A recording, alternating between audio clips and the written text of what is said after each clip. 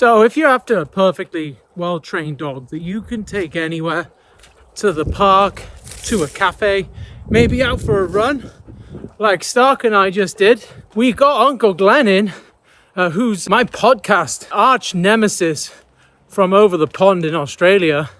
We put our differences aside in the podcast Ashes, dog training podcast Ashes series for this next feature-length tutorial for you guys.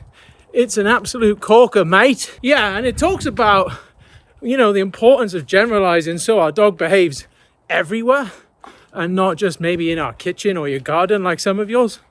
So yeah, if you want a dog you can do more things with, like I do with Stark, not to make you feel guilty or anything. You're going to want to watch this. Excuse the heavy breathing. We're trying to get in a bit of shape. Anyway, hope you enjoy the video. Don't forget to like, subscribe, and all that jazz. Pleasure having you back if you've already subscribed. And enjoy. Glenn Cooke, what are we talking about today? Today I thought what we'd talk about is a concept that's very dear to my heart, something that I've been teaching students to do for quite a long period of time now, probably through a 15 to 20 year bracket. And that is the concept of taking a dog from the very beginning of a journey in learning a behaviour all the way to the end of the journey to completion of that behaviour. And it's called the teaching, training and proofing phase. And in some circles, some people now like to call it acquisition, fluency and generalisation or maintenance. Depends on which circle that you travel with. Gotcha. Okay. So where do we start with things? I've got a dog. I want to teach it some new stuff. What's my job? That's a great question. It's a really good question. It's a question that I encourage people once they start coming along and doing lessons with me, or if I'm teaching a new group of students, is I want them to start being a little bit critical in their thinking process. And that's a question that I ask of students. Like I say, where should you start? And lots of people put their hands up and they say, oh, you should start with a sit, or you should start with something basic. That's not quite correct. And it is to them, but what I want to do is walk them back a little bit further and encourage them to start thinking about the assessment process, because I really feel that that's one of the most powerful and comprehensive ways to understand what you are going to do next. Mm-hmm. Let me explain in further details. So we all know through social media these days that there is an influence or even a glut of amazing dogs doing amazing tricks and skills, right? So what we're primarily looking at when we see that is probably a process of entertainment. And it's also real skills as well. Like people have done what we're going to talk about, but they've primarily selected the best dog to do the most impressive thing to entertain people for their benefit and for a sport that they enjoy or for popularity and likes. Mm-hmm. So that's great. And I'm not downplaying that on how important it is for those people and their skill level, because they've certainly done some impressive work. But not all dogs are like that, as we know. And let me relate it a little bit to how people sort of comprehend the difference between watching a video of somebody walking down a road versus watching somebody doing parkour, for example. How much time would you spend on social media watching somebody just walking down a road? Very little. Very little. Yeah. How much time would you spend watching somebody do some amazing parkour? Way more than I would someone walking down the road. Tell me why. It's more difficult. Yep. It's harder to attain. Yep. More dangerous. More dangerous, yeah. Entertaining. It's entertaining, of course. Of course. So we're often we're stimulated and we get our dopamine hits by watching those sort of things. Mm-hmm. Whereas if you're watching somebody walking down the road, you're going to go scroll, scroll, scroll. That's boring. That's boring. That's boring. That's boring. That's boring. But if you look at the concept of walking versus parkour, and I'm going to get back to the point of dog training in a minute, but if you look at the concept of that, when you start discussing walking is essential. We have to walk to get to a lot of places. It's a skill that everybody needs to know how to do. It's something that we teach little kids how to do. They learn it. They have a desire to want to do it. They're trying to pick themselves up off the ground. They're wobbling. They're shaking. But before even that happens, they're learning like just to roll as babies, like just to roll over. And they're incrementally doing these shaping processes and skills to actually learn the concept of walking. So for them, it's one of the most important things that they've got to learn. But when we're looking at it from an entertainment aspect, it's not so entertaining because you do it every day. Once you've mastered it and you've got confidence in it, and that's a big key word is confidence. Once you've got confidence in doing it, you're going, what next? I've learned to walk. Now I'm going to learn to run. Now I'm going to learn to do parkour. Okay. If you're possible to do it. If you ask me today to go off and do parkour, I'd say I can't do it. I've hurt my back. I'm not in good shape. Like it wouldn't be a good idea for me to do it. I'll end up with a further injury, and it wouldn't be for my benefit to do it. Yep. But if you ask me to go for a walk, no problem. Can do that all day long, as long as I haven't got further injuries or an incompatibility to be able to do it. So this is why I feel that when people are getting into dog training and they want to learn some of these processes, they really need to learn to assess their student. Who are you? Where's your head at? I love that saying. It's a Basement Jack song that I often, anytime I'm assessing the criteria of a student, I'm always saying, where's your head at? What are you thinking about? What do you know? What can you do? And what can't you do? Like these are important questions to start asking a student. What can you do? So an example of that is if we get a dog in for a training session and we're starting all the way at the beginning, I'll try something as simple as a sit. 90 to 99% of people have taught their dog to do some kind of sit. 50% of people will probably teach a good down, and 10% of people will probably teach a stand. If that's probably less. That's probably being generous, right? Yeah.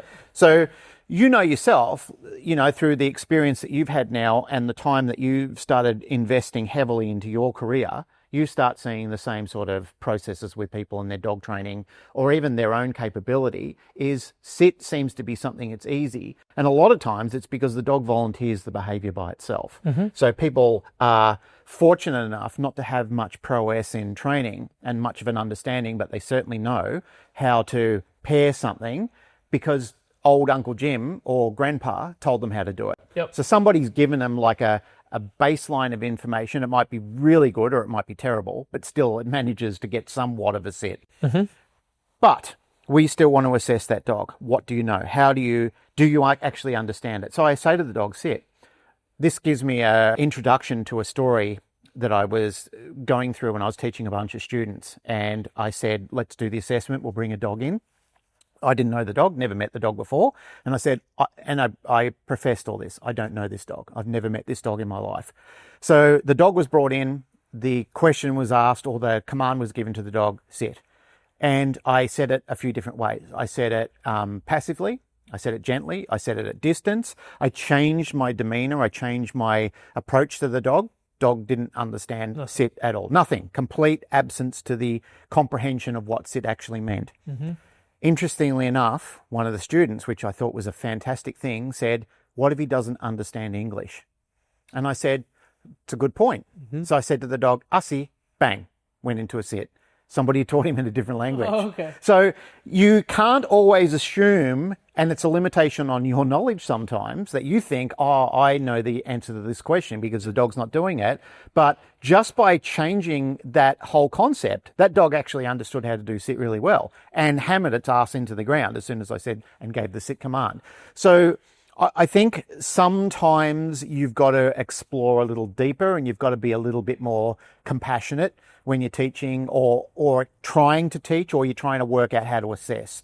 So the topic really is the assessment. So the assessment criteria is one of the most profoundly important things that I think any new and budding teacher or trainer needs to understand is, where's your head at? What do you know? What are you confident in doing? And, what is the limitations of that?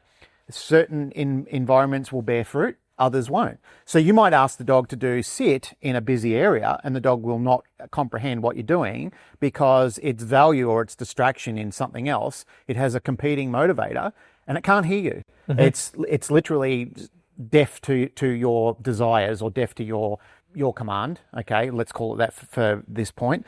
But the dog in that environment, it has no comprehension. It's just like, I'm lost to whatever you're saying. It's just a mix of word salad going through my head right now. Take the dog into an environment like this. This might even be a bit too busy for some dogs. If a dog comes in here, there's lots of dogs been training in here, the odors of dogs, the odors of stress, the odors of, excitement, adrenaline. all the dogs have been spraying that all over this environment. So once again, we might find that we've got a dog that's not not compatible to learn in this environment. So I know I'm really going on about assessments, but I just don't think people give it enough credibility on a starting point. And in order to begin a journey, you have to have a starting point. You have to orientate yourself to a place where you can actually begin and start building on from that, because that's what you call the foundation. And the foundation of anything that you're actually trying to do needs to be well established. We've all seen the byproducts of bad foundations. We've all seen what happens when somebody tries to, let's say, for example, like I wanted to build something on this, and we've got this board here, right?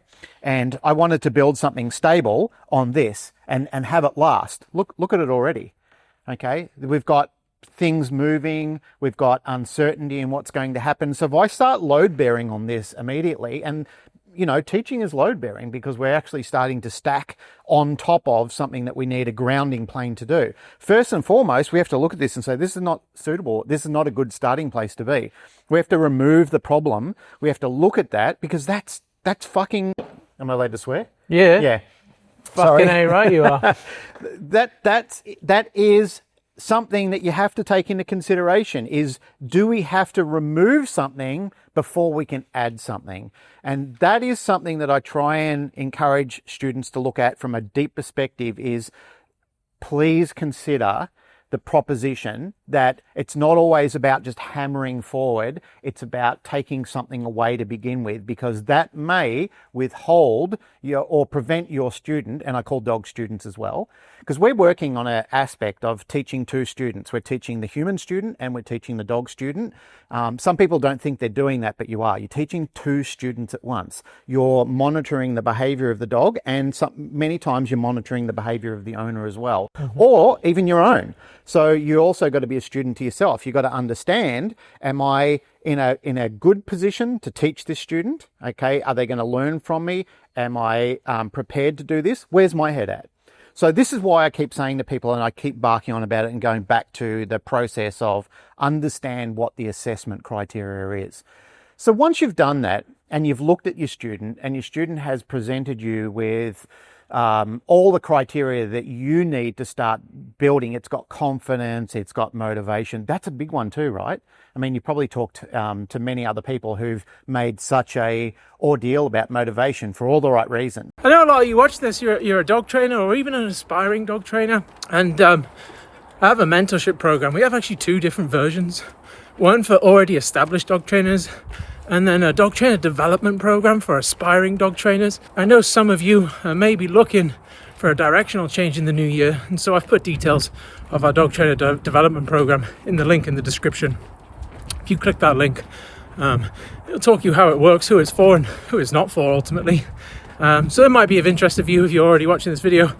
Anyway, enjoy the rest of the video. It's that you have to understand, if your student just isn't motivated by what you're presenting them, what have you done in preparation to understand your assessment criteria of your student? Because you haven't taken into consideration all the variables which will affect this dog's level of motivation. A dog that is a little nervous, even though it might present well to the opportunity of food, if the presentation at that point in time, the dog might reject it. It just might say, yeah, not now, mate. I'm not feeling good. And we've been in those sort of situations before. Anybody in your audience who knows that if they've had a shock or an uneasy feeling, or they've even eaten a lot of food, at that point in time, your motivation to eat or eat more isn't going to be high on your list. What's very popular these days is also introducing toys to training, and it should be. It should be a big part of a classic conversation that trainers, handlers, and dog owners are having with each other, because I really feel that the introduction of play is an important one. It's really a headliner these days. Like, people talk about it a lot, and as I said, they should. But we've been doing it for a long time. We've been introducing play, but never really capturing the importance. And I think that that's the nice thing now, that people are now starting to make people remember, hey, play is a insert that you have to have along the journey of dog ownership, and the importance of building a relationship with the dog, teaching the dog that, you know, like, you're allowed to play and you're allowed to do fun things. And it's an important thing to bring up your motivation level and your desire to want to learn new skills as well. So I'm going to take a little break for you to ask some questions right here, because otherwise I'll steamroll you and I won't give you time to have a backwards and forwards. Well, I'm more than happy. I'm all ears, but I want to start building out like maybe a bit of a roadmap. And as always, people know to excuse my spelling. So like, we've got assessment first, right? Yes, assessment first. And then like, we're going to go to what? Like check in, like motivation? Yeah, through the level of assessment, that's really a springboard to start finding out where is your dog's motivation at. So okay, so we got some questions that are coming off here. So motivation. Yep. Dog and person, right? Dog and person, yeah. What else are we looking for? Environment. Or environmentals, I guess we could say, if we're going to be specific about it. Environmentals. So how tolerant that dog is to environmental change? Exactly. Yeah. So, for example, if, like, as I said, let's say, for example, you bring a dog that's never heard planes flying overhead, which we've got a few at the moment. Yeah. For you and me, because we've had some level of adaptation to that, that's not a problem. That's fine. To another dog, if you take that in that level, the dog goes, oh, no, I don't like this environment to work in. And you're looking at the dog with disappointment and saying, but why, mate? Because everywhere else I take you, you are ready. You have like a keen susceptibility to taking orders or commands or whatever it is. But what is the problem now? Because you haven't considered something that you have like an immunity to. Okay, you're not worried about that. I saw that the other day with my own dog when I brought a drone out, and I was flying a drone around, and he was looking at the drone the entire time, and I'm trying to get him to correspond with me, and he's basically looking the entire time at going, you're not looking at the alien ship that's in front of me. You know, like, it would be the same for us if like a huge saucer just came over the top with Pat and I, the whole fascination with UFOs. Set you off as well. But if we were walked outside one day and there's this huge saucer just sitting there, and we're looking up at the sky in disbelief that this thing has suddenly appeared. I mean, that is something that we do to our dogs on a regular basis, and we just say, hey, come on, get over it. Let's go. Come on, you need to do training. And that's where people start to inject punishment because they haven't considered that they haven't done their assessment criteria properly. Yeah. I want to ask myself during the assessment, like if we're starting, we can add socialization here or socials, because that's an important part of it as well. Are you guys an S or a Z? We're an S. Yeah, all right. We're the Queen's English. Yeah, that's true. You've just come from America. You're insulting us. Yeah, that's true. Sorry. So when we're looking at the comprehension of socialization, a lot of times what we're going to ask ourselves is, do you have any generalization? Like, we might be dealing with a puppy where that's all got to be done by us. Like there is an agreement between the breeder and ourselves where we're going to have a handshake agreement where the breeder is going to do a lot of work, hopefully, if we select from a good breeder. If we are going to a breeder, the breeder is going to do a lot of good grounding work for us. They're going to help us build this stable platform that becomes our foundation, which we can start load bearing on. Now, if they've done that right and they've got this puppy up to, let's say, 8 weeks of age, where we're going to take over from there, the next part of that handshake journey for us is to gently start preparing that dog. So preparation through assessment as well, that's part of something that we also need to think of as well, is preparedness.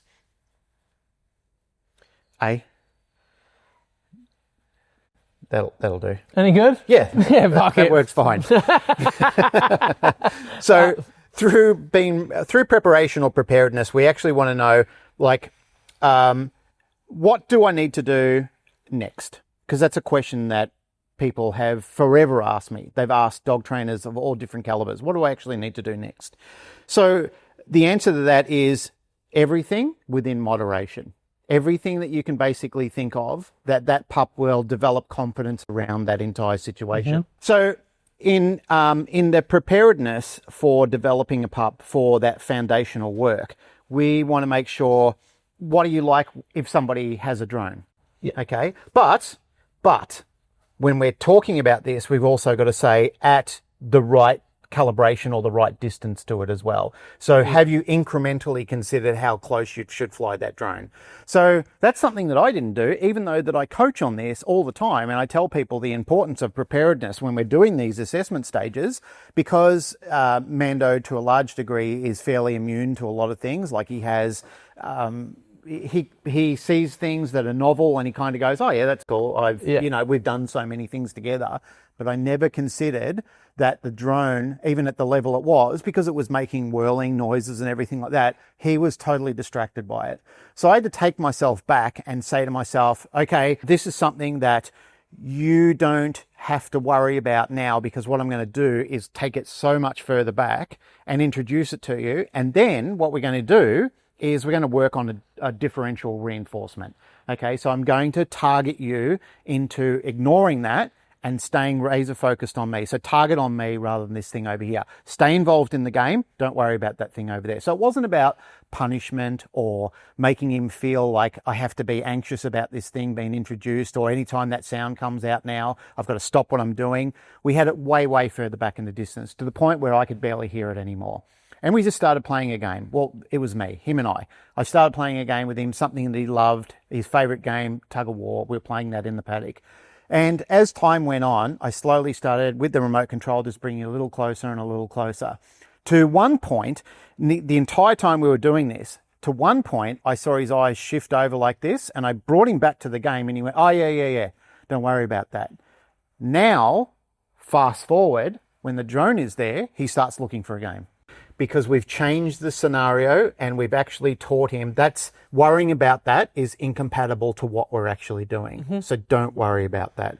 Anyway, I want to get back to this because we need to start flowing on to our topic header, because we've talked about the importance of assessment, and it can go much deeper than this. Like you can go to the 7 levels of hell over assessment and really drive yourself into a point where you'll be frightened to start. And that's like when we talk about confidence development and building, that's not something I want a student to feel concerned about, is because they won't start. And there's so much people that have lovely talent and they're wonderful. They're going to be wonderful dog trainers. But the issue is they're seeing so many things on life that get, what's that term? Identity, what's that term? Anyone help me? What is it? Imposter syndrome. Imposter syndrome. That's the one. Thanks, ladies behind the cameras. Thank you. So, imposter syndrome. A lot of times I've had people frozen with fear about when to start with a dog. Yeah. And they've come on the courses with me. They've received all the information. They've got scores of notes and everything like that. And they're just saying, "Oh, I've read everything. I don't know what I'm doing." So one of my joys, one of the things I really love doing when I'm working with people, is I like to tease that out of them as well. Because remember, they're my student as well. Them and the dog. Sometimes I'll train the dog, sometimes I'll train them, sometimes I'll train both of them together. So I've still got to comprehend that I've got 2 students that I'm being a marionette over in a different scenario. So when that happens and when I'm in those sort of situations, I actually say to them, all right, well, where do you think you should start? And once we've gone through this assessment process and we've circled everything around there to a satisfaction level, I said, well, of course you're ready to start. This is a great place to start. Like, how exciting is this? You know all this and you've done it all. Like, you've taken your puppy or your rescue dog and you've done a very valuable assessment on this dog, and you've built your foundation. Your foundation is where you're ready to start laying your next level on. And you don't have to think above that. You don't have to, it's nice to have a plan, and it's good to have, what's the Anthony Robbins quote? It's beginning with the end in mind. Okay, I'll attribute it to him because I heard him first say it. So it is great to begin with the end in mind, but realizing that you can be flexible within that as well, that you don't have to live with rigidity. And that's the thing that terrifies people, is this level of rigidity. Is like, if they see you doing something on social media, then they're frightened to do it themselves, because they're thinking, well, this is the way it's got to be done. Otherwise, I'm going to be mocked and humiliated about it, and I'm going to feel so terrible within myself. So for people that want to learn to train, don't think about that. Just make a beginning, make a start. Have your plan. Start from here and backward chain it back, and then look at it and go, all right, we've done the assessment. We're ready to teach the dog. So this is the first phase of training. So I'll write teaching phase.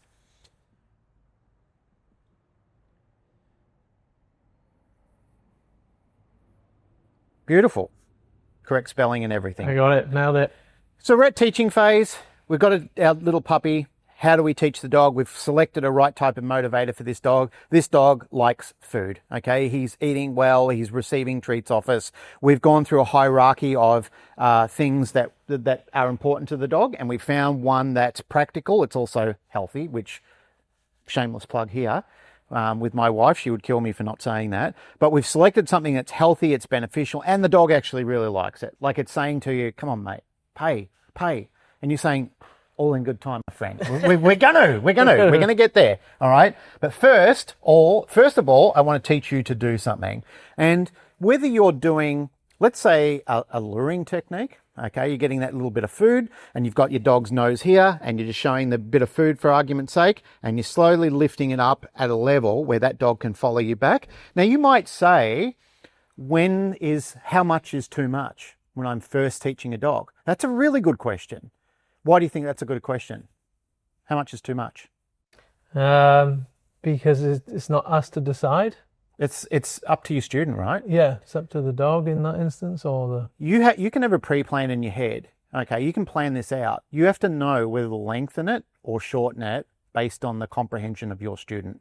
The excellence in teachers is knowing when to progress and when to pull it back, because they're actually always evaluating and assessing their students. Mm-hmm. You never stop doing this. This is something that interjects into every stage that you're actually going through, is the assessment must start and must finish. Something that I tell people all the time, even people who come to me for dangerous dogs, or if they're just coming in for like teach their dog a new skill, or their student wanting to learn training, is the student must always end the session better than the way they started the session. If you see somebody walking out going, oh yeah, nodding their head, smiling, feeling good, their posture improves, the tail of the dog is up, the dog is happy, the dog is now coming to you, the dog is interacting in the environment, as a teacher should be very happy with the way that session went. Because you've got someone or something to understand, hey, this was good, wasn't it? I feel good about this. I feel like we had a bit of a block between us, but now this person who's now an interpreter for me removed that. And I've now feel different about the way my relationship is with this person. So teaching phase is very important. And when we get back to this, like an argument sake, this is the dog's head, by the way, even though it's my hand. Okay, we've got a little bit of food, the food that the dog has selected and wanted, and it's appropriate for the lesson.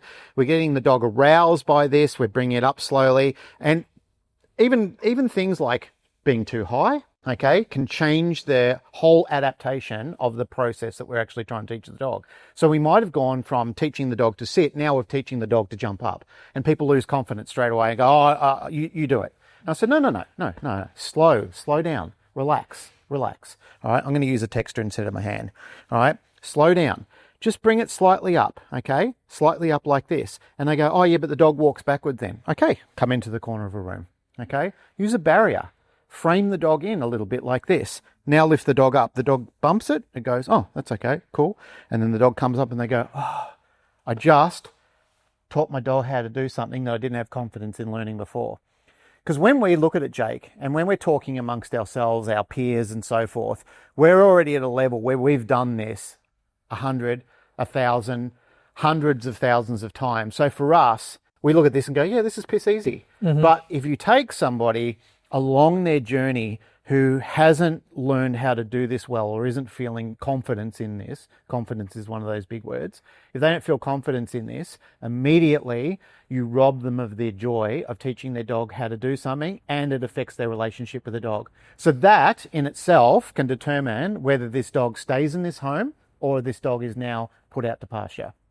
That's something that I've seen over time. It fucks with me emotionally over that. When I watch people destroy budding trainers, budding dog handlers, dog owners, simply because they just stole their confidence. They stole the ability because they didn't say to them, it's okay to make a mistake. This is part of the learning process and part of the joy of learning. What was his name? Invented the electric light bulb. Edison. I think it was Thomas Edison. Yeah. Who said, in the beginning of trying to invent this bloody thing, I learned like several hundred ways not to do it before I actually found the process to do it. So sometimes you'll learn ways, and you and the dog can have a bit of a game out of this sometimes, and it is frustrating and it can be a bit daunting and it can rob you a bit of confidence. But if you slow down and just even incrementally get the dog to come up like this without even completing bum on the ground, great, that's a good place to stop. Okay, so one thing that I haven't talked about there, something that we should insert there as well, is while we're doing the assessment process, we probably should talk about, while we're developing assessment and then learning what hierarchy or motivations the dogs are using, whether we're using toys or food, we should also teach the dog a marker as well. Okay, teach the dog to understand the comprehension of, like, when I've done good enough, you're going to say a word such as yes, or you're going to click a clicker, and I can get to stop this and come over to you for food. Mm-hmm. So the dog starts feeling the whole dopamine process. Oh, cool. Okay, I've just heard that clicker going off. And this dog is not concentrating on doing the position. It's just concentrating on your guidance technique or your shaping technique that you're actually using. When we go into teaching phase and we're talking about, and we've developed all these other strategies, which have been, there's been a myriad of people who explain this so well. They explain it so well. So you can see other videos of other people doing it. Sometimes I don't do it the justice it does because I like to race through it, because so many people do it so much. They teach it with so much compassion, and they spend a whole lesson just on markers themselves. It's very important. It has to be added to the language that we're using, and people are trying to change and modify the language itself, which is then also confusing people. Is, what marker do I use? Because people say, don't say yes, say nice. Okay, because yes sounds so. Now, here's the fucking thing, all right? Is it's not proprietary. You can do what you want and use what works. Write that on the board, please, up here. Right, all right. Use what works. This is one of the, in capitals. Okay. This is something that I want everybody to feel the freedom to go back to the entire time, because this is my mantra. I'm going to get a fucking t-shirt made up of all that, right. because it's not my saying, but it's the saying that I use prolifically throughout my entire process. Because if I tell somebody to do something and I give the instruction to do it that way, and they come back to me and saying, it didn't work well, but Jake showed me a way and it worked really well, I said, use Jake's way. Yeah. Because I'm not so fragile in my ego that and nobody should be, right? If you're teaching somebody, you gotta dump your ego. You gotta let it go and just say, if another competent, good trainer who's studied with other principled and ethical trainers, and they've got a great ethos, if they've taught them to do something and it's working and it's bearing fruit, you would be mad not to use that technique. So that's why I say to people, use what works. Anytime they come back to me, or anytime I'm doing something, if I'm working through like a process of elimination with my own dog and I'm going, yeah, that's not working so well. Have I considered the environment? Yeah, I've done all this. I've taken the dog back to a Skinner box sort of level when I'm doing my own preliminary work. Because a lot of times when I'm teaching my own dog, I'm teaching my own, because of my distance away from people or even my knowledge, I teach my own dogs how to do bite work with me to start with. They learn hold and barks, they learn bites, releases, everything. They do the whole grounding with me, and then I bring in other decoys to help me do, like the external work, so they get used to other people. But I've got to go through that process of elimination. I've got to go, what's working and what's not, or what worked today, and is that going to work tomorrow? Does that have the efficacy of working over a period of time? That's also an important consideration to have as well, is what works today may not work so well tomorrow. So you've got to be ready to be flexible. Write that down too somewhere. Be flexible. Be flexible.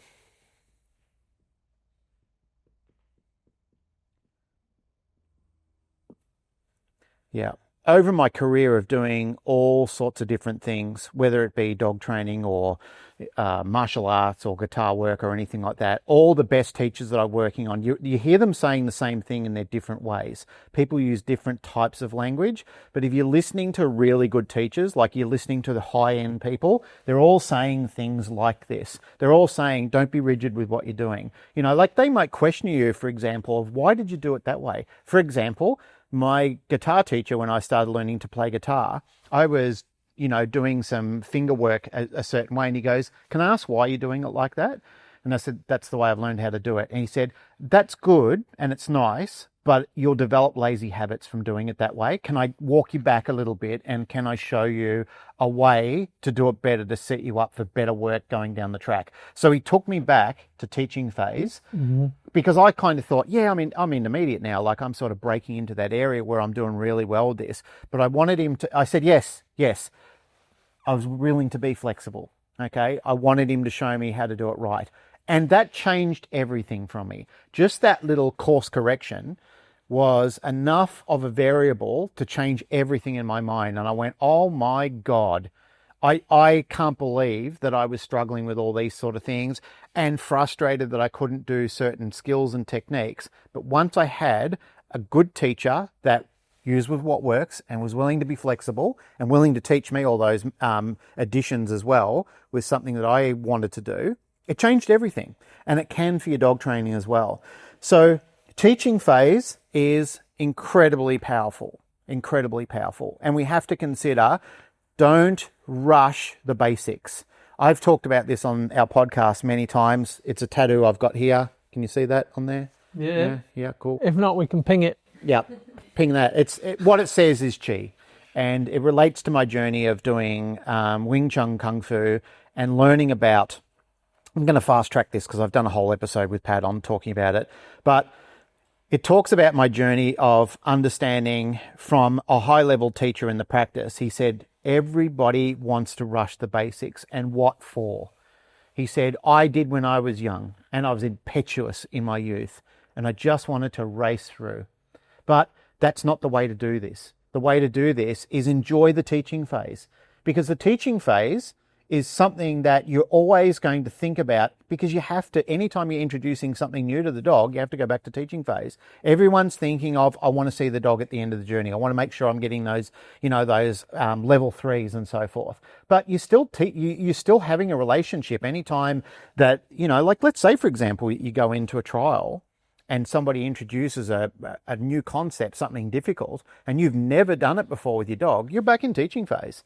You might only be visiting for a short period of time, but stay there as long as the dog needs. As long as your student needs that coaching, stay in that level, and then you'll assess the dog, and the question that you'll ask your student is, are you ready to move yet? Okay. Now, you do that in your own way as an educator. You'll do it through observation. You'll look at the dog and go, yeah, you're good to go, mate, because I can see that you have now, let's do an arrow here and write transition. You are ready to transition into another arrow, training phase.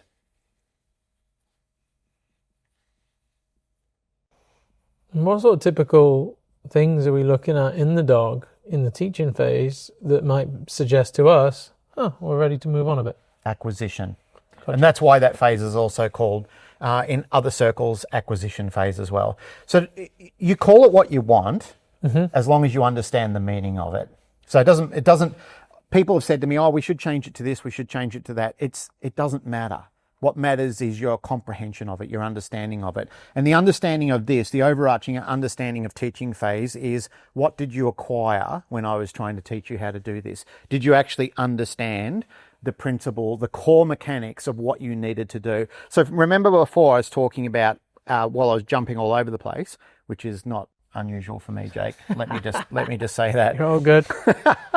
So when you're luring a dog, okay, and let's say you successfully lured the dog into position, that's not the only way to do it. But I've heard trainers online saying when you're teaching a dog in teaching phase, you must only use luring techniques to train that dog. Mm-hmm.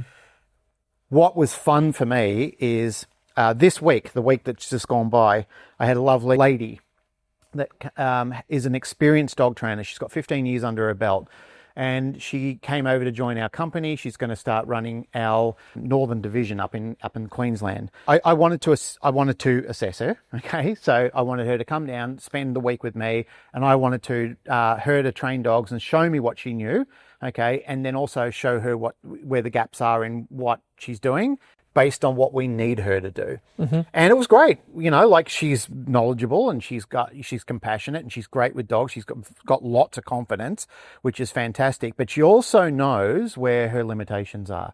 And let's write that down too, know your limitations. Anywhere you want to write that, you can just write know your limitations.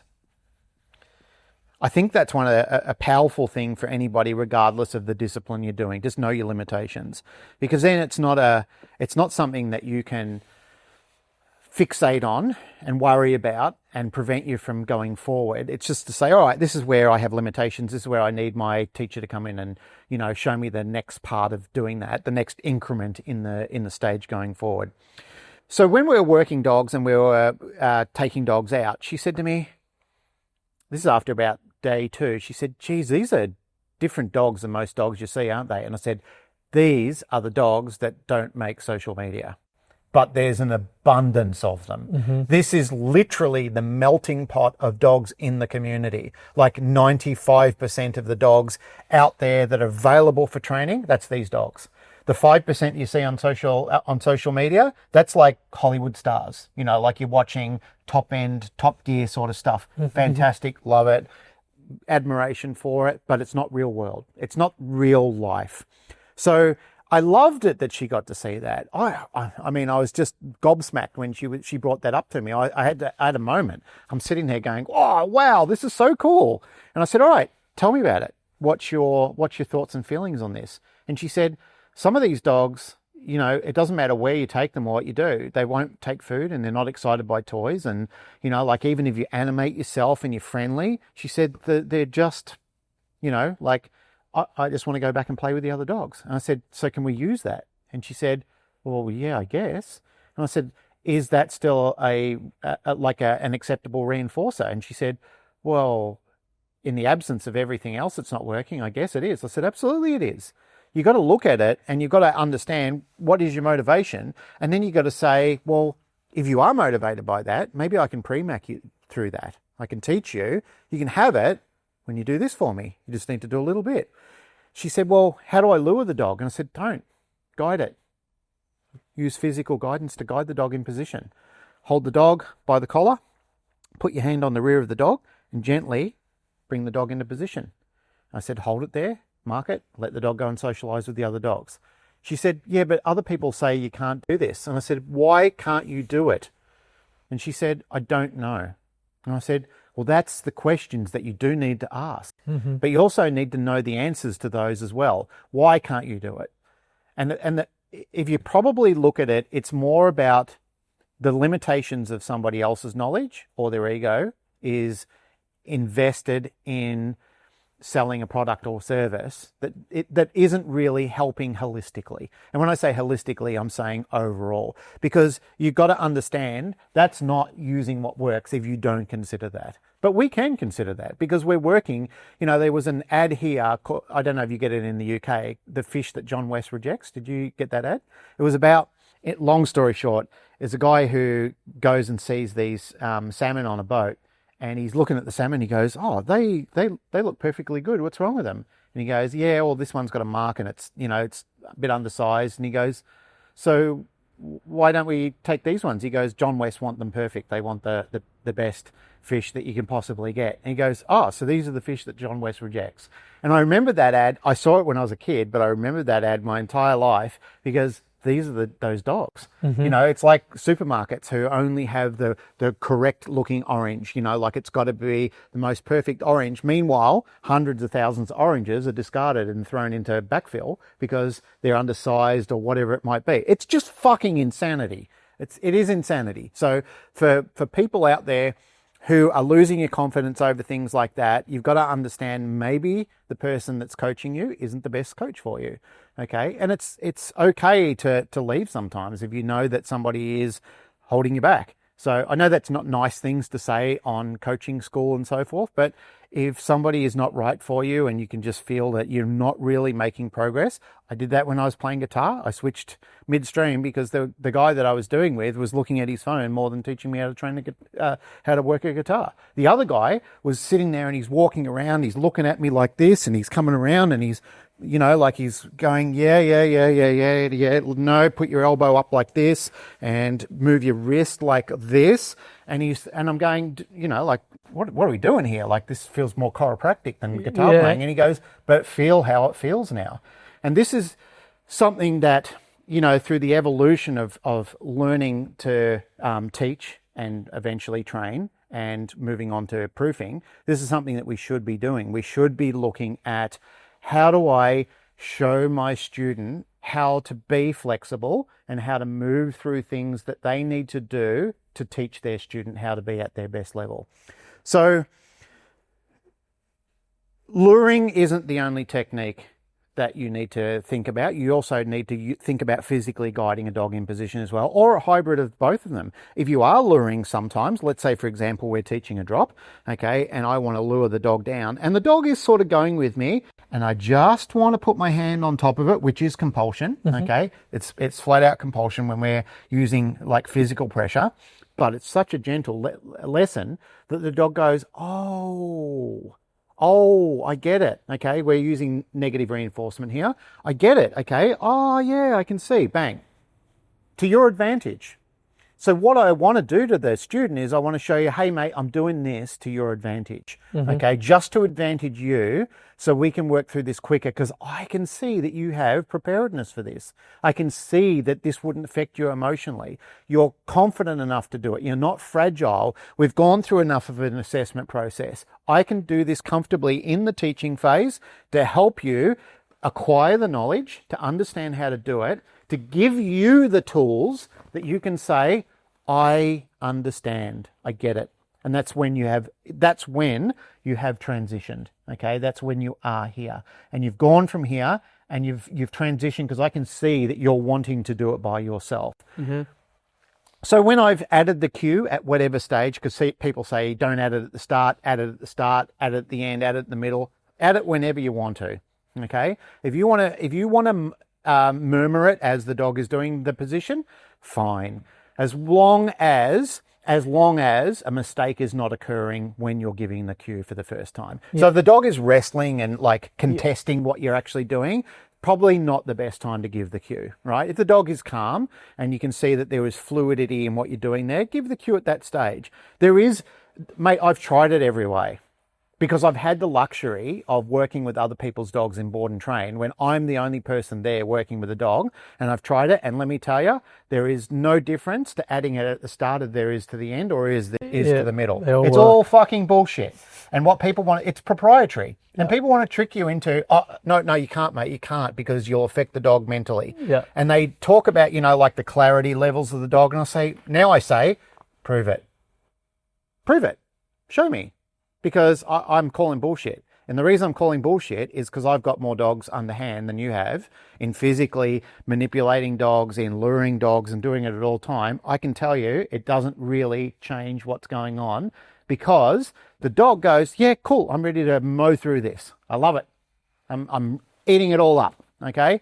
And then the next time you come out and you say to the dog, sit, and the dog goes like this, okay, acquisition is happening, and we're not quite here, and we've just left this, okay? So we're in between, it's like train station platforms. We've left this platform, we're about to arrive here, okay, we're transitioning through, and that's exactly what it means. We're transitioning through. Now, once the dog has shown you, when you say sit and the dog goes plop and puts his bum down on the ground, that's all we're doing, Okay, something simple. We're making a whole lesson just on that. Something simple that the dog has now learned, okay, because that is one exercise that we're teaching the dog. Because the minute we ask the dog to do something else, we're gone from shaping that exercise to then starting to get complicated on shaping and chaining. We're asking the dog to do, something that wasn't compatible with the exercise to begin with. And that's where people have a problem, because they say, well, I want you to sit and look at me at the start.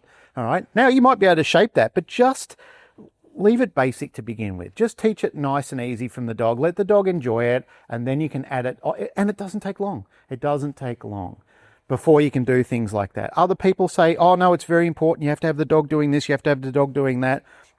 And I know that there are certain skills, and they're very talented trainers, and I've watched them doing it, and I agree with them. They've got a dog that's at such a high motivated level. This dog would do anything. Like this dog would, if it had bits of broken bricks, the dog would be motivated by that. Those dogs are wonderful. They will work so well for you. The other ones, you've got to do so much more, so much development. I mean, it's hard work, but it's not impossible, and you just got to slow down and understand your length of increments as well. So now we have gone from teaching phase, we've transitioned through, we're in training phase. What's your thoughts on training phase? Where do you arrive at when we're talking about that? So I'm gonna start adding in some environmental draws to the dog. Right. And depending on where the dog is, whether they've got like reactivity or whatever, I'm going to start adding in incrementally positively or emotionally positive draws to the dog, and start teaching him that you have to do this thing so long as like we've acquired it correctly and the dog has fluidity and like coming back to here. I'm only going to add the cue in when we've not got friction. If we've got friction, we need to get rid of the friction first before we add the cue in. Yeah. And then once I've kind of transitioned over here, I'm going to start adding in some emotionally positive draws of the dog's attention, and then I might add in a little bit of duration too, and so on and so forth, and start teaching him that even when there's other things that tickle your fancy, like you still have to do this. And it's not so much like I'm still not going to add any like real aversives until we get to the final phase maybe, but I'm going to start adding in a little bit of obligation to the command here too. Like even when there's something over there that you'd like to go and interact with, I need to hold you accountable to keep your attention over here. Cool. Let's add up here increments. Any good? Yep. Maybe. Incremental, that's fine. Yeah, fuck it. What you were largely talking about then is introducing something incremental to the dog to test the dog's mettle on how much it understands what you were very patient in teaching the dog, watching the dog transition, okay, and showing an understanding. Like I've acquired the knowledge of this, like you were really patient, you selected a right type of motivator for me, or you even pre-macked me into something. Now I feel good about this. I have confidence. I have confidence to do this position. So when I'm here with you in a suitable environment to start with, because we're still in prep and primary school here, okay? We're still in prep and primary school. And a lot of work that you watch people do, even when you're watching detection work and stuff, when they're still working on buckets and so forth, like little tubes and scent walls and stuff, that's flashy and sexy, but that's kindergarten, okay? You're watching a dog working through kindergarten. And you can say, well, yeah, there's variable skills of that, but still don't lose sight of the fact that we can incrementally start raising the criteria of the dog here.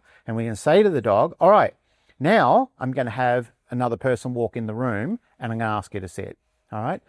Now that might be too much for the dog to ask. So I'll say to the person, right, go up the other end of the room and just come in here, be in here with the dog for a while while we're playing and while we're developing a relationship, and the dog gets to know you and knows that you're chill and he's had a chance to sniff you and do all these sort of things. There's times where people say to me, is that important? And I'll say, well, what do you think? In the development of teaching somebody who's got the brain of a baby, what do you think? Do you think that would be important for you to be able to comprehend that? Or do you think that this is something that you just rush through and you just hope for the best? And they say, well, given that, I can see merit in that. Yeah, let's do that. So I would say, well, I would too. I would I would hope that you would give your student enough time to feel relaxed and let their confidence return. So by the time they've come back to you and says, all right, Jake, what are we doing? Okay, and I can see you've got my motivator there. I want it. How do I get that? And you say, sit, and the dog goes, bam. And there's another person in the room. Fantastic. Okay. Now, let's say, for example, I can still see the dog has levels of motivation there. Okay. The dog still desires the reinforcer that you've got. All right. The person's over here. They've now walked up. Okay. And the dog is accustomed to this. It's done 5 out of 5 sits. And then on the 6th time, we can still see the levels of motivation there. We've said to the dog, sit, and the dog has gone, I'm just going to look at this person. What do we do? And what can we do? What are we justified in doing at this point in time? Because that's an interesting question I like to hear from different people. This is where I might add in a little bit of pressure over here, just a little bit of more guiding pressure, so we have some momentum and a little bit of preparedness in case I need to make this command obligatory. I'm going to first ask myself, like, is that person an emotionally positive draw, or is it bringing up bad feelings? If he's bringing up bad feelings, perhaps like I don't want to go straight into pressuring that dog into the position. If he's bringing up good feelings and the dog's just like, hey, your value's $5, he's paying me $3, and then I don't mind adding in some like learning pressure there to say, even when my value's compromised, you still have to do the thing. And then I might teach the dog after through maybe like a jackpot or something. Hey, look, there was more at stake here. Like, you can come and be with me and sort of teach the dog, you have to do it, but I had $15 for you all this time anyway. Yep. And so that's something I'll probably look into. And again, it depends on, and we can refer back to assessment again, whether that dog is responding out of like, hey, I'm really uncertain and I need you to support me through this situation, or the dog's just like, this guy's offering me more than you are. Just that social interaction is worth more than the food you've got. Let me ask you another question on top of that. Can you punish in teaching phase? If we're talking about teaching a behavior, I can't punish a dog to learn a behavior. But if we're talking like conceptually, I think I can say to a dog, hey, what you're about to do is dangerous and you need to not do that. You're getting into a territory of abstinence versus action. So let me explain that a little. So if we're just talking about creating action, then no, I can't. Yeah, this is an action-based question as well. Gotcha. If you're abstinence-based, I would say absolutely yes. Yeah. Like if the dog, let's say for example, if a dog comes in and jumps on you and you correct it for it somehow, like some form of aversive takes place, I would say, now this is where people get hysterical and lose their fucking minds over it. I would say you're in your right mind to chastise and punish that dog, to use some sort of aversive. I do all the time. I teach my dogs, no, I don't want that, and you're not doing it anymore. I want that behavior to go extinct. Absolutely. I want the dog to lose confidence in that behavior and do something else. You know, and this is where or people could say, well, what about a differential reinforcement? Not reinforcing that behavior, but something else specific. And I could say, yeah, well, whatever, but you know, I like fast tracking a dog through them because I can see them as real long-term life problems. And these, you know, again, we're not talking about the super dogs. We're talking about the dogs where sometimes people are on the fringe of saying, do I really want to keep this dog anymore? Because he just seems to be a problem to me. He doesn't learn anything. He doesn't seem to be very smart.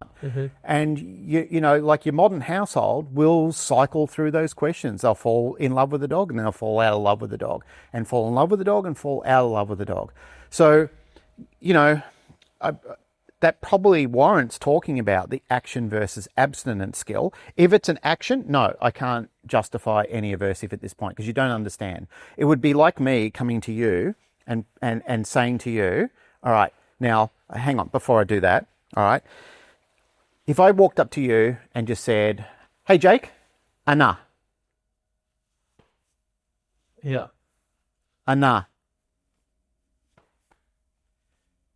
Anna. Mate, Anna. Yeah. All right.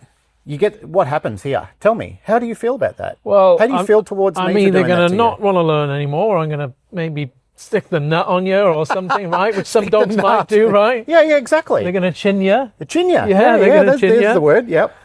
Because if we're just going to piss the dog off, we're going to frustrate the dog, you'll lose confidence. We're going to lose I could build agency. aggression. Yeah. Okay. There's a lot of things that are happening there because all of a sudden my student goes, "Hey, my teacher's attacking me." And he's barking words at me. Like, I can see these verbalizations happening, but I can't control this.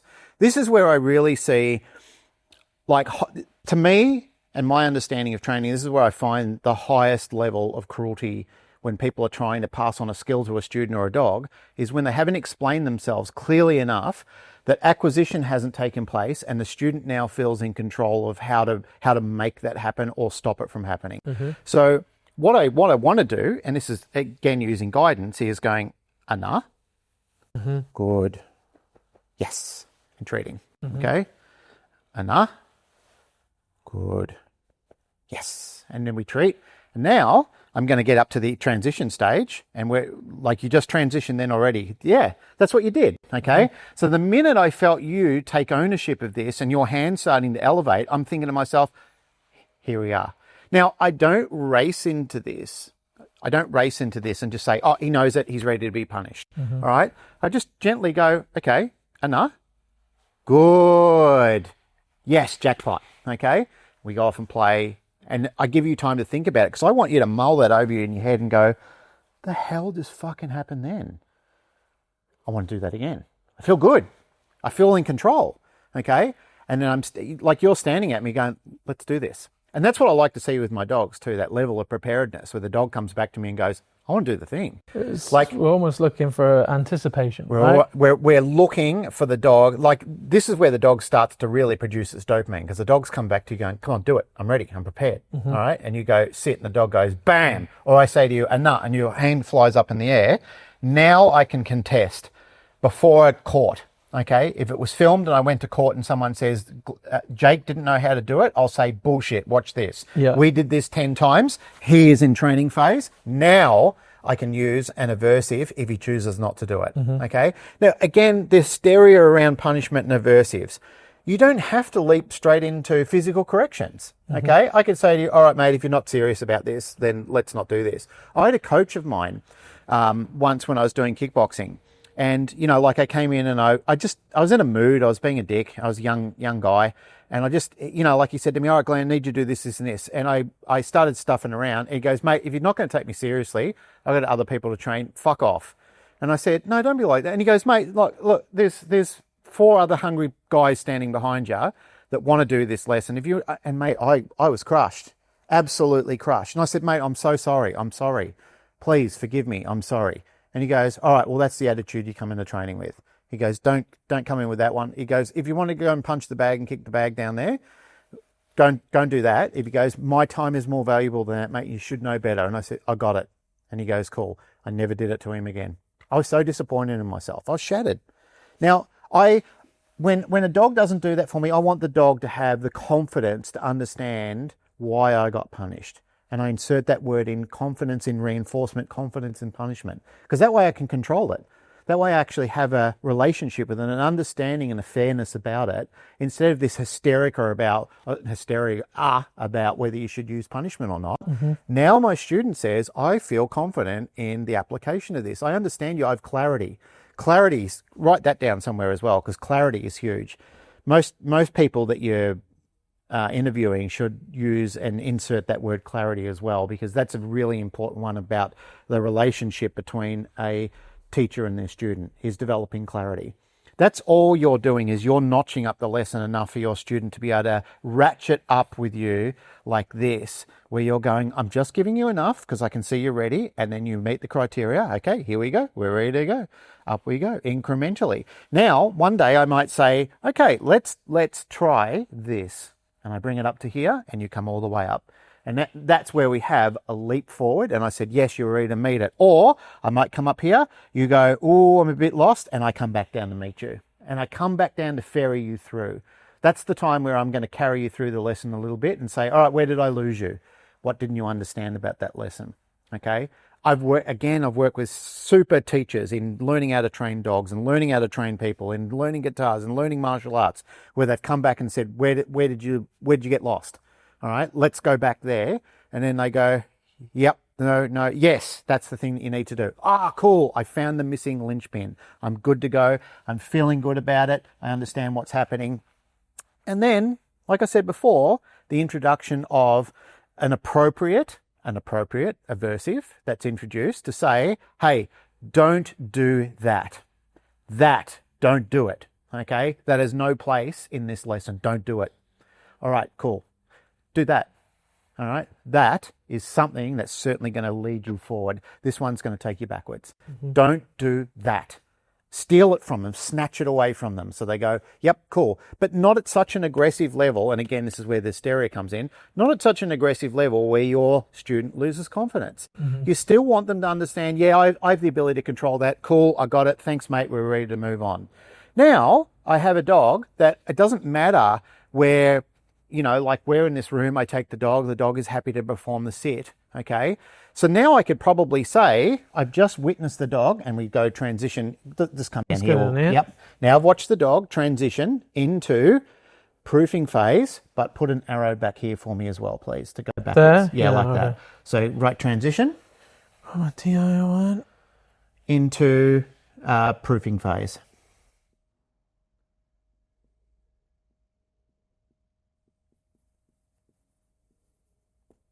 So this, once you finish writing that down, this arrow, we'll get rid of that, will actually come through there like this. Transition will sit in the middle. But I've watched the dog transition into proofing phase in all of the environments that I've produced in here. So I've taken the dog up the front, does the sit. Taken the dog down the back there, done the sit. Brought people into the room, does the sit. Brought another dog into the room, does the sit. Taking him upstairs here, does the sit. Taking him on the stairs over there, does the sit. I can testify that any environment in here that I've taken the dog, he has not only transitioned, he's definitely in proofing phase right now. Because he does the sit anywhere I ask him to do it.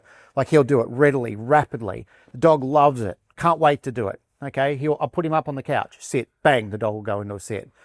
Are we in proofing phase with the sit everywhere we go? Yeah. No.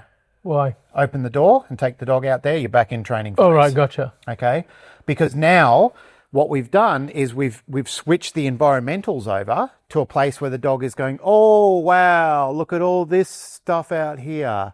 Because I know all this, I have an intimate relationship and I feel safe in this little Skinner box that we've got here. Like it's known to me. And I know that you're going to throw variables at me. So I feel confident. I am confident. But out here, like, wow, I didn't know that was going to happen. And I haven't seen that thing before. Now we're back in training phase where we have to say to the dog, okay, let's just ease you into it. Okay. And let's get you through this so I can transition you back to proofing phase out there. Now, when you do this in enough and different environments, after a period of time, this dog will go, yeah, here, there, everywhere. I just sit. When you say sit, I do it. Because I know nothing gets better in my life than doing this and getting the reinforcement from you, because you're really the control point for the thing that I want most. And you've shown me that by, like I did want that, but I didn't know how much I wanted this. Okay. So now you've shown me the relationship to that. I feel good about it. I feel confident and I'm happy to do it. But more importantly, I've also learned what happens when I don't do it. And that's where I don't think that people have enough confidence in themselves to show dogs, this is what happens when you don't do something that you know how to do in an environment that I can see that you're largely confident in. If you are, then I question you and I'm going to say to you, why didn't you do it? And what are you going to say? I didn't want to. Something better. And then I'm going to say, well, fuck you. That's not what happens, mate. When I ask you to sit in all these different environments, you got to do it. Like this is not a request. This is now a rule. Okay? Because life is also, write this down too, requests and rules.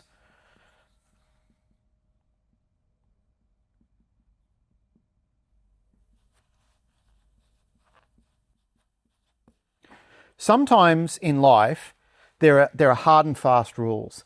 And when I teach my dog to do something which I call like a formal command, such as sitting, dropping, standing, heeling and so forth, I'm saying to the dog, this is a rule now, mate. It's something that you have to do. When I've asked it of you, I'm not asking if you're ready. I'm saying this is now a rule in our household, in our backyard, in our front yard, in society. It's a rule. You have to follow that as a rule. Where I'm saying to the dog, come here, get over here or something like that, that's kind of a request. Yeah. So I've gone here, so we can put in brackets here, formal.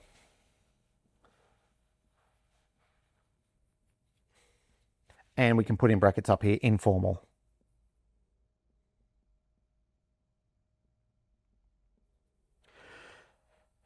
So all of this combined, everything that we've sort of road mapped here in our strange little transition to get all the way back down to proofing phase, we've taught the dog that I'm going to be very patient with you.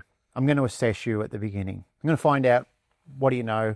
How do you feel about any given situation? Do you have confidence to do this? Okay. And if no, then I'm going to say, well, you're in luck because I'm going to teach you. And I'm going to incrementally pace myself at the level that you actually understand. All I'm going to do is act here as a guide and a motivator and a coach to show you how to feel comfortable in doing that sit position in teaching phase, because this is now an action. It's going to be a rule. All right. Once I can see that you have the acquisition, okay, and that I'm going to bring you into the training phase, or the fluency phase that some people call it. Now I'm going to introduce, this is the side where I'm going to introduce the operant side of learning. Okay. You know how to do it. You know what happens when you do it, but you've also got to learn what happens when you don't do it. And then I'm going to transition you, or you're going to transition yourself. I'm going to see it happen. I'm going to bear witness to this phase occurring, that whenever I introduce any anomaly into the environment, you're happy to proceed and do the exercise and just remove that from your mind. You basically go, I see it, but I don't care. I'm going to do the sit. Then we've done all of this and we've learned that this is now a rule for this action. Okay. It's not something where I'm just saying to the dog, hey, when you feel like it, sit down, as a informal request. Okay. Or if I just say to the dog, hey, I need you just to come back over here, not do anything specific, just come back over here. Like stop sniffing that over here, just come over here. That we could say is, it's informal. We haven't actually said to the dog, you must do this. Okay. We've kind of said, hey, do this. You can still, even when things are informal, you can still have a relationship where the dog understands, hey, mate, there could be an ass kicking behind this, and I need to be careful when I say that to camera, because when people hear me say that, they go, oh, you're going to kick the dog. I've actually had clients say that to me. So I try and choose my words a little bit more carefully. It's not about physically kicking the dog. It's just about making sure the dog understands there is an appropriate punisher for not complying with a known directive. And that's what the dog must. We've got to do the same things. We're bound in society. That's why we don't see men acting like Vikings, which we're very capable of doing, I might add. Grown physical men are capable of, and so are women, I might add, but we're capable of atrocities. But we have societal rules that keep us in line. We actually have an understanding of, if you break these rules, here are the consequences for it. Okay. And there's also elevations to those levels as well. It can get really distasteful. Like it can go to a level that you really don't want to happen. And in some cases beyond that. So you can kind of learn it happens slowly or it happens very quickly based on the level of my perseverance of wanting to do those behaviors. But we don't want to make any form of learning a new skill undesirable. This is all about learning the desirability of wanting to do it, and to do it with enthusiasm, confidence, and power. It doesn't matter where you are. It doesn't matter whether you're high level, competitive trainer, or you're an at-home dog with a person who's deciding the fate of their new rescue dog. Okay, we all have to understand that there are certain rules in order for you to be able to train your student to understand what is it that I need to do to be able to comfortably get all the way here, okay, because this person has road mapped this all the way out. And they've also been flexible. They've used great increments. They've understood. Sometimes I've come at this with a centimetre approach, but I should have come at it with a millimetre approach. I just went too far ahead of my student. And then if somebody else comes along and says, hey, can I critique what you're doing there? Because I can show you a better way, a more fluid way, a more succinct way to have a confident relationship, or teach confidence to your dog, but have a better relationship with your dog, because it's something that I actually know. And you go, yep, show me, and you use what works. but they can physically and spiritually show you what that actual exercise is. The dog gets it, you get it, you feel very comfortable doing it.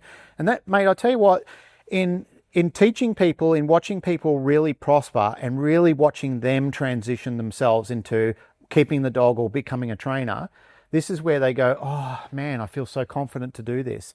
And that's why I said to you at the start of this, when we really began this journey off, is a lot of this is about developing confidence within yourself and also being able to transition that across to your student as well. Because if they can see that you're confident and that you care and that you actually have their best interest at heart and that you live up to your, you know, like if you make a deal with your student and you live up to it, they go, I love this guy.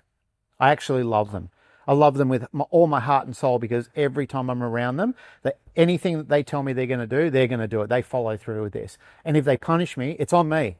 You know, like that's my bad. I did the wrong thing here. And I own that and I control it, and I want to make it up to them. And also to myself as a student. I want to learn how to get through this so we can get onto this.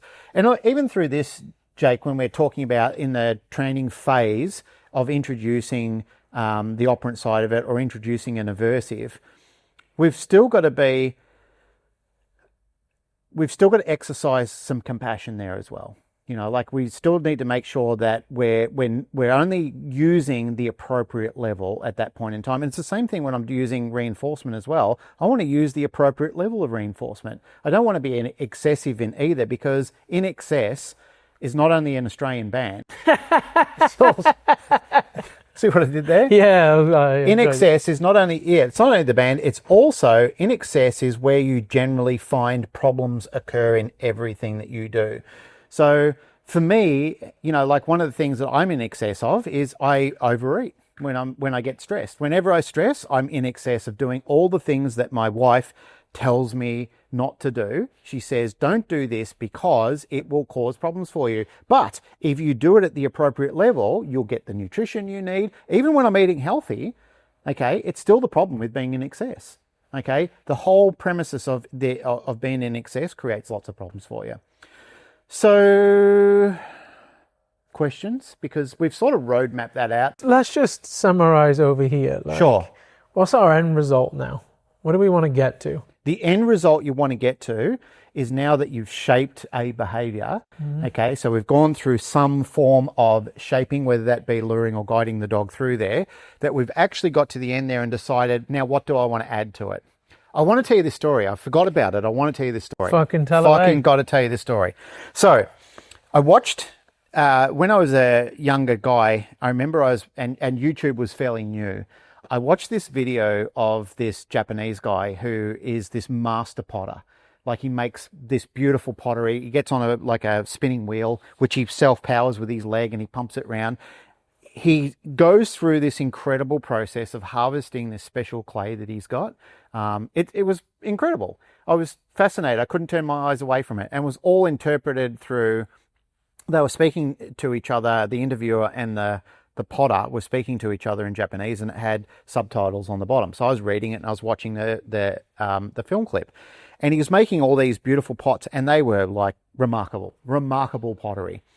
And he had this bit of clay there on the bottom, and he put it on the wheel. The interviewer said to him, "What are you doing with that? Like, that doesn't look like much clay." And he goes, "It's not." And he said, "But it just seems such a shame to throw it away.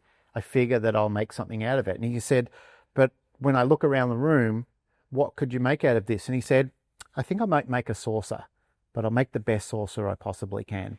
And he proceeded to pump the wheel, and he was shaping this little pot with his fingers, and he brought in some tools, very important because we're balance trainers. Okay, so he brought in some tools, he brought in some sponges, and he brought in this little bit of wooden dowel, and he was very patiently, taking on the shape from this lump of harvested clay, and he started to turn it into this pot. But the symmetrical aspects of this were just incredible, and the time he took to it and the delicacy that he used it.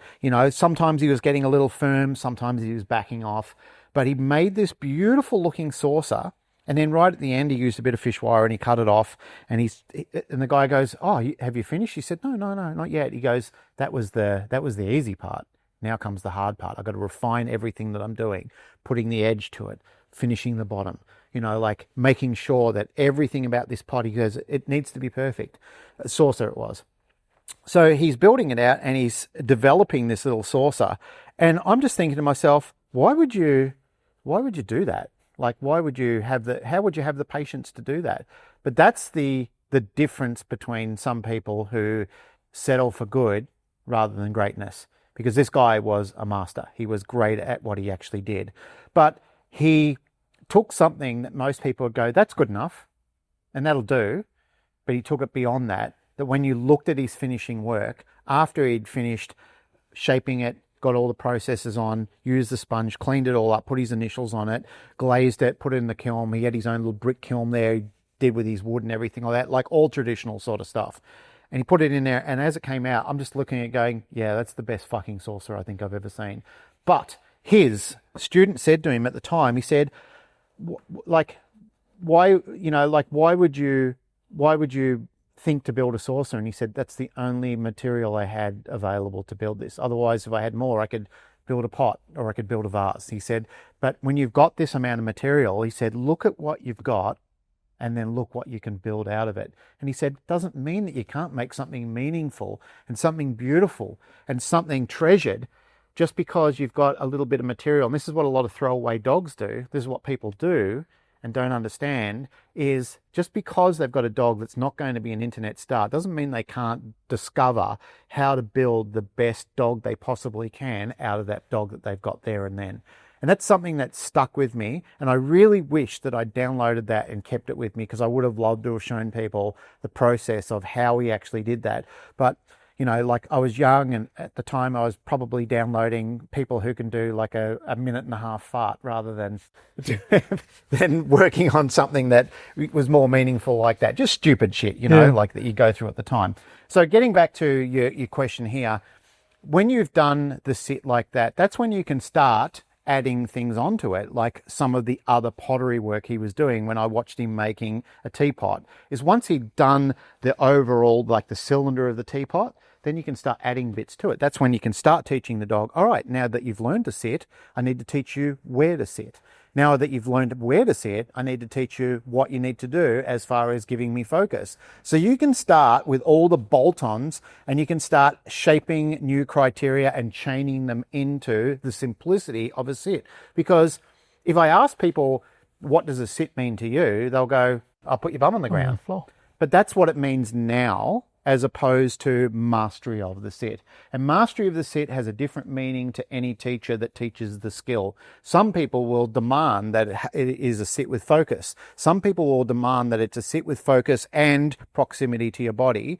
So what does it mean to the teacher and what does it mean to the student? Well, that's the lesson. And that's what you've got to understand out of the process, is what did it mean when I was engineering this and I began with the end in mind? What did I actually want it to be? Okay. And when I look through my notes of starting here and beginning with the end in mind, when we said this at the start, what did it mean at the end? And how do I get there? Because I've taught here, okay, and I've taught this beautiful sit, but I still want the focus and the proximity. Cool. I can start teaching what proximity looks like. So teaching the dog that if you sit here, it's better. And this is where you can use those differential reinforcements, because you can start teaching the dog through, because you start a lot with continuous schedules of reinforcement, and then you start using your variable schedules, and you'll teach the dog, well, mate, it only happens now when you sit a little closer to me. But it only has to be just a little bit closer to me today. That's all it needs. That's the lesson for today. I know you know how to sit, but I just want you to shift your, get frustrated and poke your bum around that. And now we're going to go back onto a continuous schedule. Okay, get you comfortable doing that for a period of time. Now I'm going to make you go variable again. And the dog goes, oh, why? I'm feeling uncomfortable. Oh, what did I do yesterday? Oh yeah, I went like this. Bingo.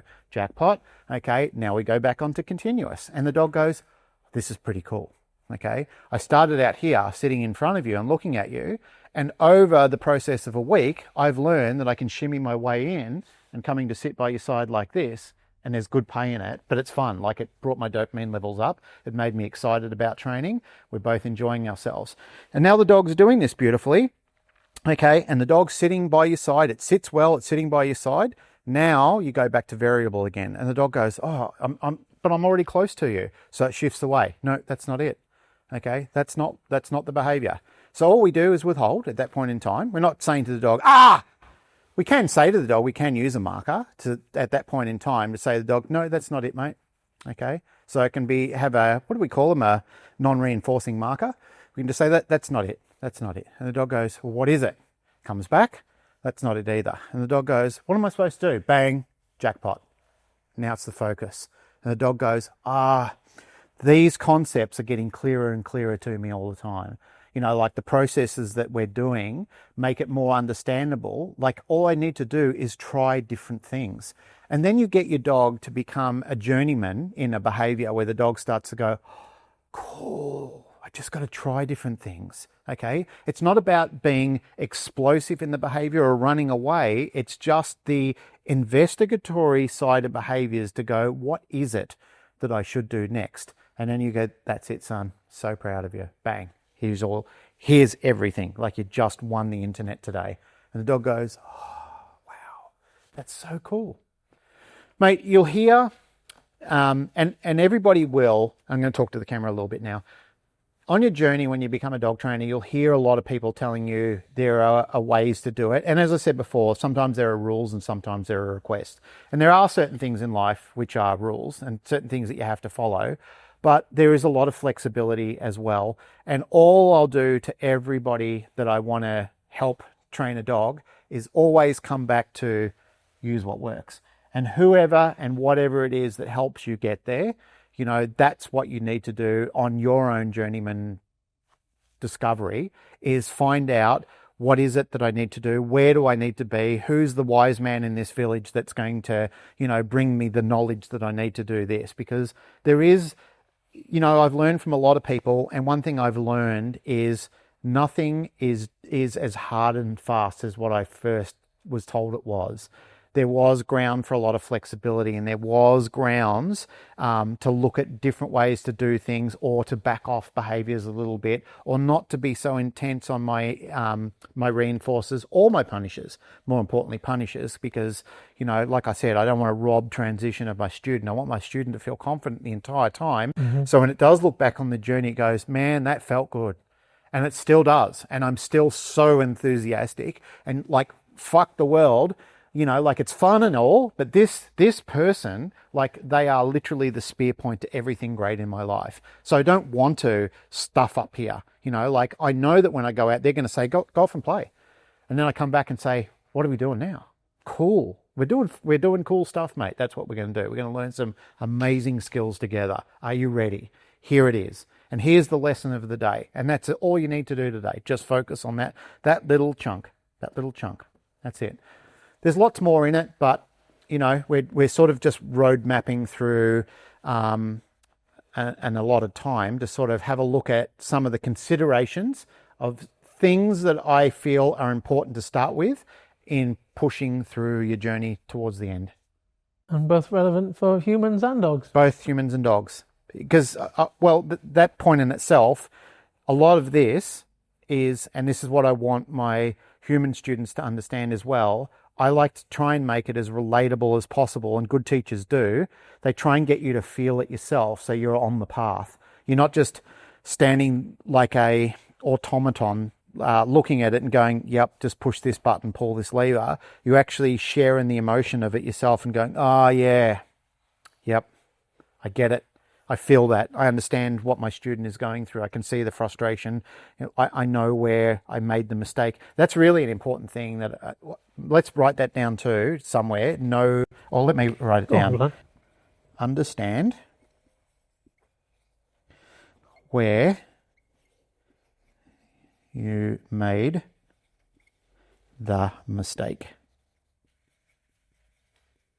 And own it. Don't be embarrassed about it. Just understand where it was.